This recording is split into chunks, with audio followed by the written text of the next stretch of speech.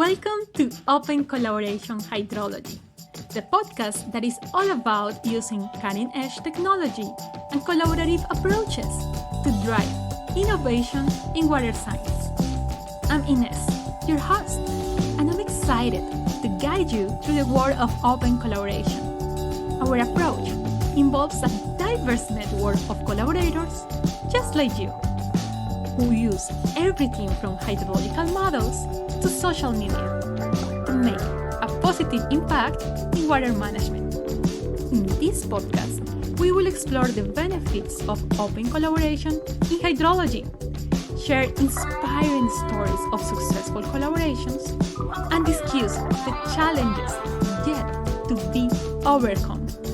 So, whether you are a seasoned hydrologist, a curious listener, or somebody who cares about water, we invite you to join us.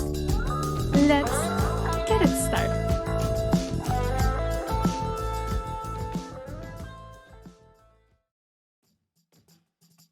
Today in Open Collaboration Hydrology, what a computational hydrological model is.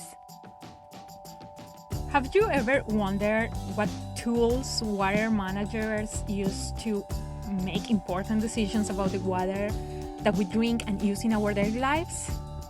Well, one of the essential tools that water managers and hydrologists rely on is computational hydrological models. I know, the term might sound intimidating, but let's demystify it together. Imagine you're outside in a rainy day, watching the water flow down the street. Have you ever wondered how that water makes its way through the landscape? How does it get stored? And how it eventually reaches the rivers and the reservoirs? In fact, everyone has a mental model of their own close realities. A mental model is a representation of our surrounding world, the relationships between its several components, and our own intuitive perception.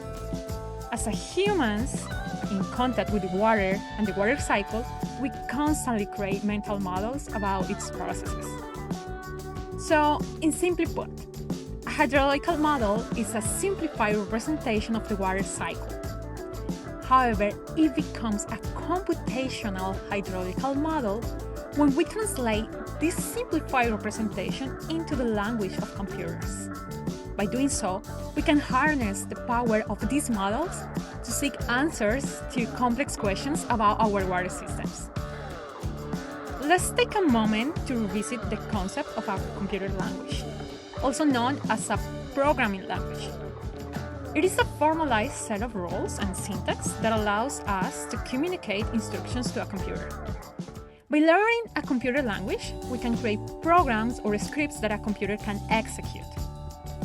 In the context of hydrological models, the modeler, which is the person that uses and/or creates the model, provides instructions to the computer regarding the behavioral rules of a watershed in response to external factors, such as rainfall on the streets. These rules of stimulus and response are typically expressed through the mathematical or statistical expressions, which are then translated into the language understood by the computer. So now we know that a hydrological computational model is a tool. We also know that it's a simplified representation of the water system expressed by mathematical and statistical expressions that eventually are translated into the computer language. Now, let's dive into an example that I hope will make the things easier and clearer. Imagine a curious kid playing with a box of toys. Surprisingly, the kid seems more fascinated by the box itself than the actual toys inside. Is it funny how children can find joy in simplest things, right? Now, let's make it even simpler. Picture a toddler trying to push the box around the room. It's like the kid is taking their first steps, exploring the world of the movement.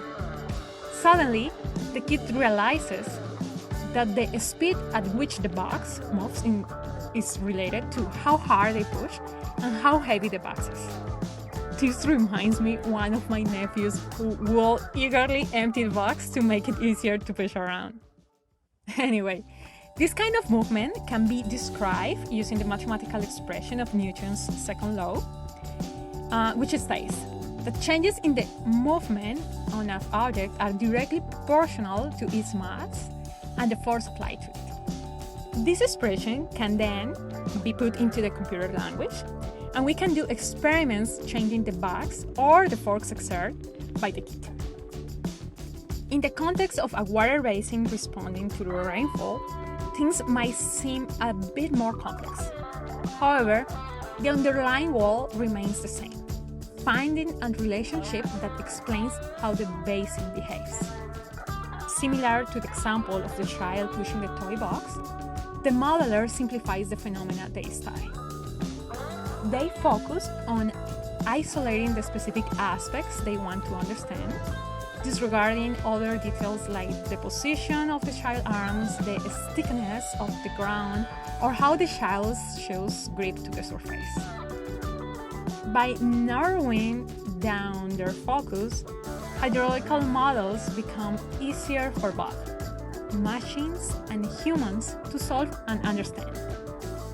These models serve as powerful tools that allow us to simulate and study the movement of water in several scenarios.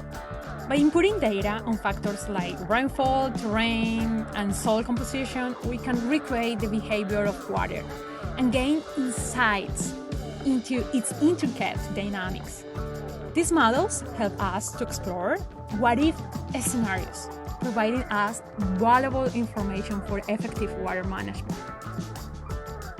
By adjusting different variables and running simulations, we can assess the impact of changing the land use, climate change, and other factors in our water resources. My first approximation of a computational hydrological model wasn't in the framework of a hydrological research. In fact, as many others, it was through the geographic information systems. Because computational hydrological models have an extensive landscape of approaches. They can be from a simple script on a computer language to a very sophisticated software able to plug in with other platforms as a visual tools or other type of models.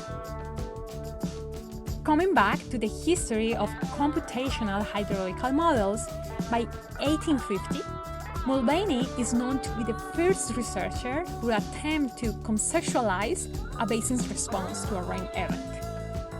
By that time, the questions around the water cycle were where the water goes and how we can quantify such a distribution, or where the water comes from. Nothing very unnovel if we agree that by centuries, several civilizations had the same question. From the ancient aqueducts to the modern hydrological models, we have always tried to conceptualize the processes around the water cycle to get benefit of water allocation. However, Mulvaney is known for trying to put this behavior into a mathematical expression of a differentiated process of the water cycle, the rain runoff response. The hydrological research community had to wait until the 60s to see the first hydrological computer-based model. This means putting all these mathematical approximations into a computer language. The first model was the Stanford watershed model made by Crawford and Linsley in 1966, which we will explore more in the following episodes of this podcast. Okay, so subsequent advancements in the theoretical approximations of the hydrological cycle, improvements in remote and on-site data collection, the increasing need for water security, and the progress of computer science had pushed computational hydrology from a pragmatic field into a well-established research field. Lately, reviews about the extensive niche evolution of computational hydrological models envision that emerging research areas are yet to come. Thanks for tuning in to Open Collaboration Hydrology, the podcast. We hope you enjoyed this episode. Share your thoughts with us and spread the knowledge with your friends. Follow us on social media for more exciting content. Until next time, keep open collaboration in hydrology.